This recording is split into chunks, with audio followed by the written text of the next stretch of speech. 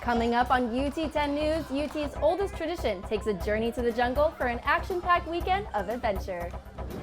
Historically underrepresented students, how a Supreme Court ruling may impact their financial aid. It's a MAC championship rematch at the Glass Bowl. I'm Max Alfonso. Highlights coming up. Your news in 10 minutes starts now. Good afternoon, I'm Vel Fahey. And I'm Quinn Cooper. Voters will decide this November if Toledo mayors can run for an extra term. UT reporter Nick Lang tells us more.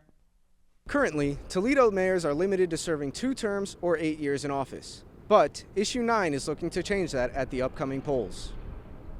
A group of local business leaders submitted a petition of over 6,500 names to City Council at the end of August. This petition proposes an amendment to the city charter that would allow a mayor to run for a 3rd consecutive term. B.J. Fisher, a spokesperson for Issue 9, says the motivation for the petition is to give Toledo voters another choice for their future. The City Council unanimously approved the petition to be placed on the ballot in this coming cycle. Lucas County Democratic leaders endorsed Issue 9 and are optimistic it will pass. Chairwoman Skylar Beckwith says the City Council officers could also benefit from this change. Bringing the term limits of the mayoral office in line with the term limits of the City Council offices is of value as well. Term limits were initially designed to prevent mayors from holding too much power for an extended time. However, the 3 largest cities in Ohio, Cleveland, Columbus, and Cincinnati, do not impose any mayoral term limits. Reporting in Toledo, I'm Nick Lang with UT 10 News. Rocket Fuel. The University Food Pantry gets around 5,000 visits from students every year. Students Experience Manager Jewel Mondo says the number of food insecure students at UT is rising. The majority are international students. International students typically will not have the same access as the domestic students would. For example, just financial aid. They typically are not eligible or don't qualify.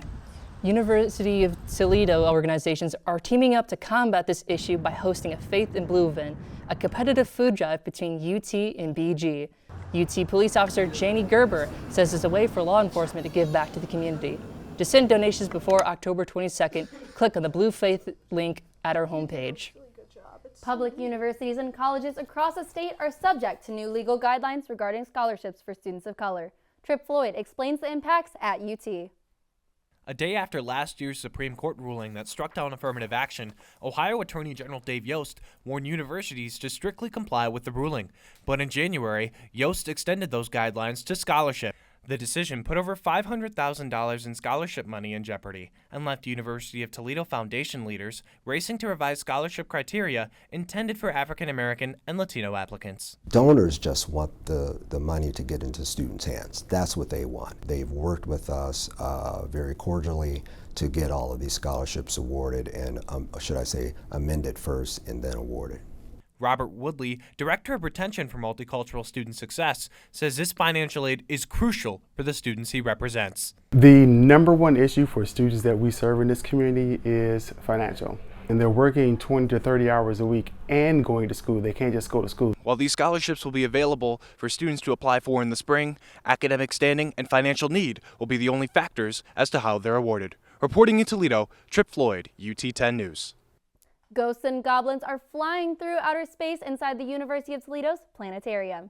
UT is getting children involved in the wonders of outer space with a nod to Halloween.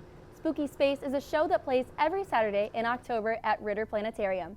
Outer space phenomena are compared to Halloween-themed characters, vampires becoming black holes, and nebulae turning into ghosts. Astronomy majors hope kids will learn about space while having some spooky fun. The show Spooky Space. It's really good for kids to learn about space, especially how it also correlates to Halloween, and combining the two would be a really fun learning experience for the kids. Children are encouraged to dress up in their Halloween costumes for the last show on October 26th. University of Toledo mascots are now memorialized forever in bronze. UT has unveiled 2 statues of the school mascots, Rocky and Roxy, on October 1st, just in time for homecoming. Rocky was introduced in 1966, and his female counterpart, Roxy, came into the picture in 2011. The life-size sculpture were sculpted by Virgil Ortel at the cost of $150,000, entirely paid for with donations from university supporters. They requested or asked us to help them when they're raising money for the statues. Of course, because we do work with them on such regular basis, it was almost a no-brainer. Rocky and Roxy, who are synonymous with UT, are now standing proudly in Centennial Mall. The University of Toledo is in its second century of homecoming celebrations. Jimin Parks covers the festivities. The University of Toledo has wrapped up another successful homecoming, a tradition that started more than 100 years ago. This year's themes, Welcome to the Jungle, embrace a wake of wild festivities. Rocket fans line both sides of Bancroft Street on Saturday morning for the best view of the homecoming parade. Over 100 organizations are participating this year's parade, and as you can see behind me, the parade is filled with the energy of various groups homecoming celebrating.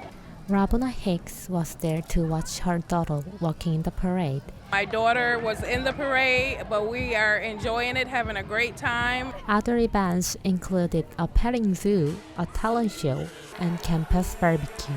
My man, who was representing international students, was shocked to be crowned the homecoming queen. Yeah, this whole week was really fun, all the events and going on campus. So I love that homecoming game. It's always so fun too. The UT Rockets overcame the Miami Red Hawks with the final score 30-20. In Toledo, I'm Jimin Park, UT 10 News.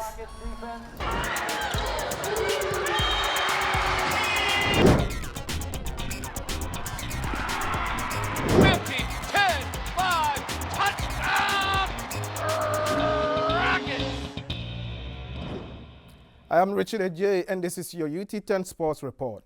Big news announced yesterday for Toledo Athletics.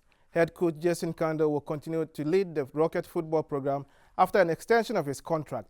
With over 69 wins as head coach, Kando will continue his time with the Rockets until 2028. Miami traveled to Toledo Saturday for their first matchup since the MAC championship last year, where the Rockets fell to the Red Hawks 23-14. Max Afonso was at the Glass Bowl for the meeting. I'm here at the Glass Bowl where the Rockets met the Red Hawks for the first time since the MAC championship last year. Tucker Gleason picks up a fumble on the handoff and runs it into the end zone to give Toledo the early lead. The Red Hawks go 3 and out and go to punt, and the punt is blocked by Avery Smith, and the Rockets are inside the 20. The Rockets take advantage of their good field position, and Tucker Gleason finds Jerwan Newton in the back of the end zone for a touchdown. Newton had a career day in yards and catches. Fourth quarter now, Gleason finds Aaron Torres for a touchdown. His 5th of the year, and Toledo extends their lead. Miami answered the Toledo touchdown with a touchdown of their own to Javon Tracy, making it 30-20 late in the fourth quarter. After a Toledo punt, the Red Hawks were driving, and the pass by Gabbard is intercepted by Braden Dawes, and the Rockets hold off the Red Hawks 30-20 in front of a crowd of over 25,000. Momentum in football is absolutely huge, and to get the field position we were able to get early on in the game and to be able to capitalize on those drives, I thought that was massive. Next week, the Rockets travel to Buffalo to take on the Buffalo Bulls. That's going to do it from the Glass Bowl. I'm Max Alfonso, UT 10 News. The University of Toledo's athletic department now has more options thanks to a $4 million donation. The donation comes from Marcia and Roy Amis, who are former Rockets themselves. The $4 million gift is the second largest in UT's history.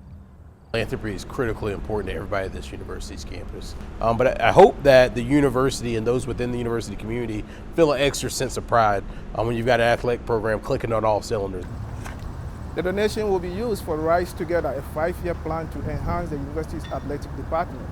Toledo is currently in a renaissance for sports. Last year, the Rockets set a school record with 6 MAC championships.